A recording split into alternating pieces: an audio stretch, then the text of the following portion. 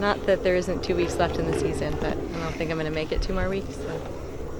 Kelly was just saying how many games she has. She's totally overloaded because people get hurt and they need more people to officiate. There's not enough field hockey officials. But this is my last game.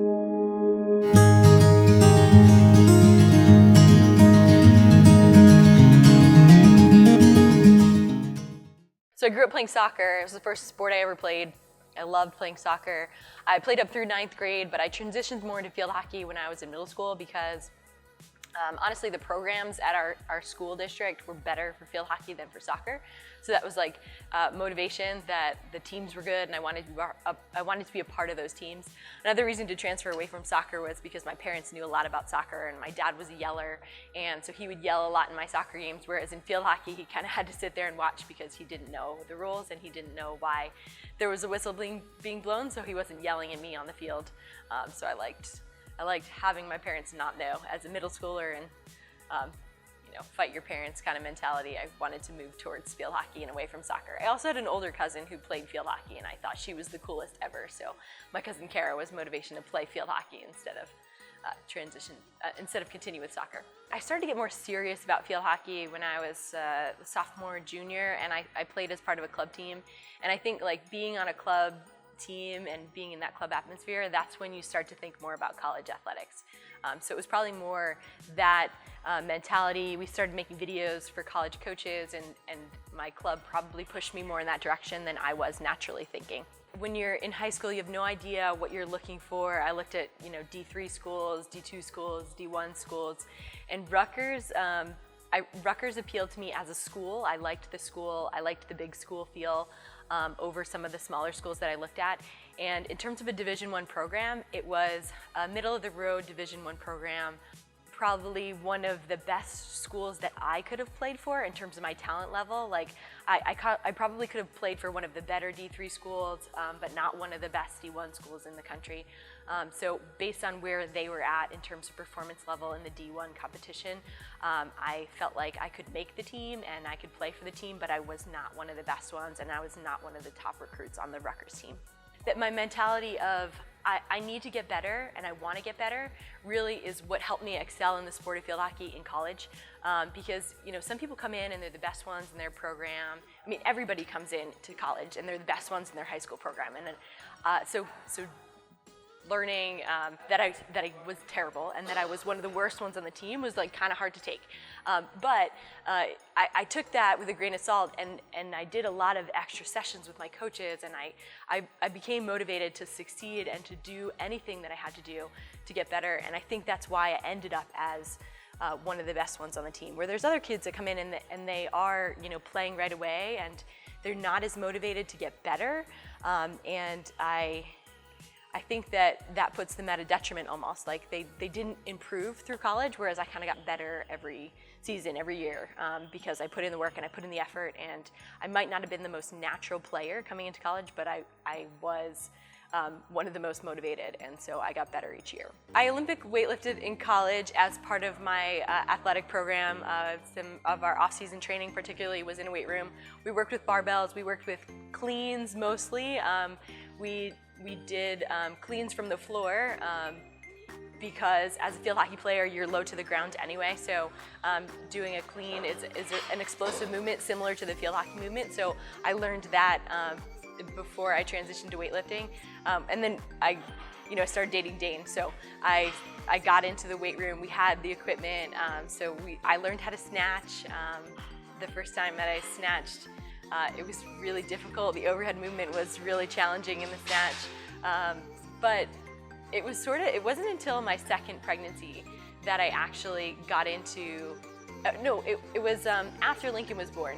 It was kind of like recovery and getting more into training, and Dane was getting more into weightlifting, so he naturally said, why don't you just train like a weightlifter, in terms of how I should write a program and what I should do for training. And so I just started doing more weightlifting, and it's fun. It's a really fun way to train, and I enjoyed it. So I qualified for the American Open final. Well, there wasn't finals then. I qualified for the American Open one of the first years that I weightlifted, and I qualified for nationals one year, close to when I got pregnant with Lincoln. So I can't remember I never competed at nationals, but I did compete in a senior American Open.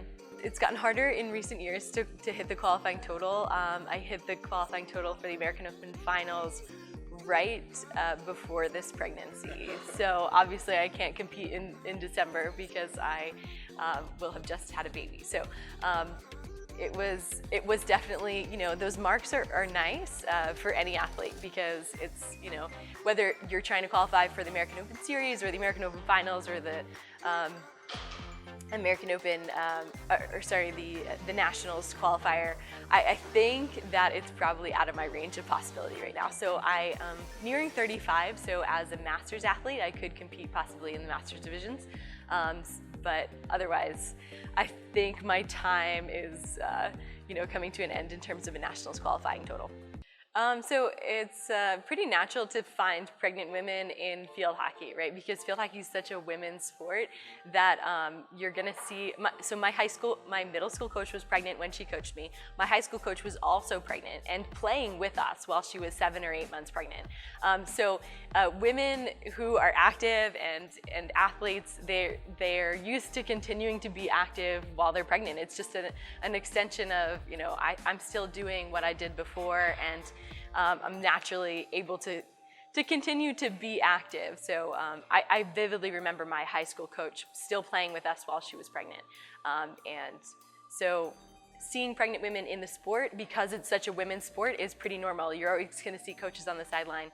I did feel I did feel awkward this year being pregnant and officiating.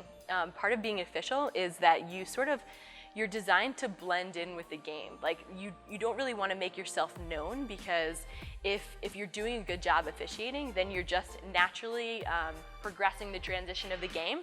So it's almost like you're not noticed. So yes, you wear a white and black striped shirt so that you're well seen, but you're also, the goal is to not make a call that's gonna change the way that people think, right? So like everybody knows that you just blew the whistle, and everybody should already know the direction that it's going, because an athlete knows when they foul, and the opposite team knows that they should deserve the ball in the case of a foul. So yeah, when I walk on the field and I have this big belly bump and I stand out in terms of that's just not normal, it's kind of like an uncomfortable situation. However, I did talk to a couple other refs early in the season, and I said, did any of you guys officiate while you were pregnant? And a couple people said that they did. When I took the games, I knew that I was gonna be pregnant during the season. I didn't know I was gonna be pregnant with twins. So I ended up giving back some of my games once I found out that I was pregnant with twins, because I figured just activity level, I probably didn't want to take as many games as I thought originally. So, and I'm a little bit bigger than I expected to be at that point in the season. A couple of fans, you know, parents after the game said like, good for you, or I don't know how you do it, but nothing negative. I only took middle school games this year because it's a little less intense in terms of your responsibility on the field. The games are a little bit less competitive in that, you know, the athletes are still competing with one another, and the game is still important to those athletes. But in terms of the overall sense of, you know, high school games are more stressful, more competitive for the umpires and on through college. So I only took middle school games because I knew I didn't want to be at the point where fans are screaming and you know, people are getting angry at you for the pregnant ref has no ability to judge the game.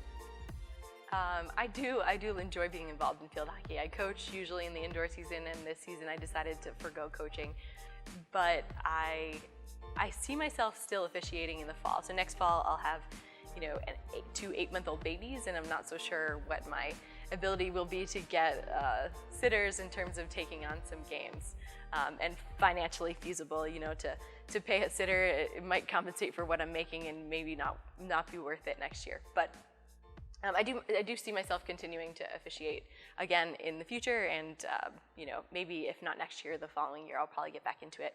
In terms of coaching, I really enjoy coaching.